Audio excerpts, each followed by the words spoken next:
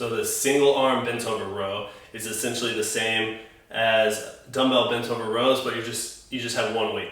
So you're going to lift it to a standing position first, then hinge forward like you're doing a Romanian deadlift. Once you find your position, pull back, really moving that shoulder, pull back towards the ribs instead of straight up, and then maintain that back position. So try not to rotate too much like this. Keep your shoulders level, and then just pull that one weight like you're starting your lawnmower.